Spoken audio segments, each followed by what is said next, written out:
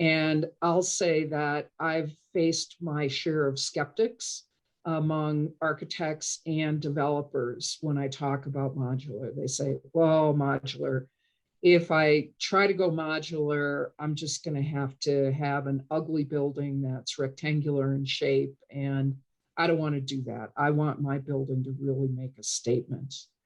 Is that true? Or can you argue that you can still accomplish great design with modular construction? Sure. So I got into this business as a developer, and so this is, a very important point to me. If you can save time and money, but you're sacrificing design, it's not worth it. And so we set out as a company to really offer design flexibility to developers so that they were capturing the benefits, without sacrificing design intent or net rentable square footage.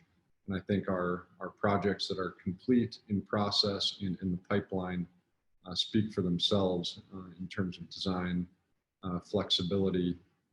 It has been an education process for architects and engineers to understand that flexibility. But I think when we show them our projects, they really understand. And when we challenge them to modularize a design or take a site and do a fit plan, they've surprised themselves that they can really achieve their design intent, their building footprint, unit mix, unit sizes, within the parameters of modular.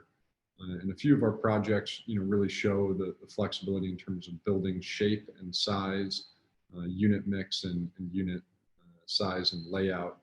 We've got our St. Michael project, which is an L-shaped project that has everything from studio to 3-bedroom units. And then we've got the Alvera, which just finished stacking a couple months ago, which is predominantly a rectangular building, but on the east end of the building, we've got a triangular end cap, which the developer thought was important to maximize the tight urban infill site. And so we actually have non-rectangular boxes in that project, as well as a roof amenity deck. And so that project really goes to show that there's flexibility even in terms of the box shape, not just the project. And then we've got our Glenwood project, which is also a L-shaped building, but it is not a 90-degree turn. And so that creates a stack of non-rectangular boxes. That project is studios to 2 bedrooms. And then our Pentagon Park project is a 200 unit project, U-shape, 5/1 project with an amenity deck.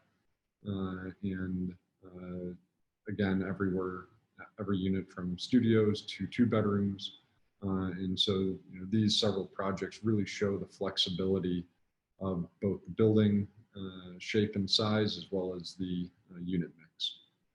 Do you think in the future that people will be able to go down the street and say, oh, well, that's clearly a modular building? Or are there things you can do with the exterior design that will make it stand out as a great development and not call attention to itself as modular? A great question. We're building in the factory up to the weather barrier. And so we have the same flexibility of exterior materials as a conventional stick-built project. And if you look at the renderings or completed pictures of our projects, you'd be hard pressed to know that they were modular. In fact, in a recent planning commission meeting, we were told that our building doesn't express the modularity enough. And you can't tell that it's modular. On the exterior and interior, once they're built, you'd really have no idea that they were modular. It's during construction, the speed and the boxes coming in like Legos, where you can really see the process.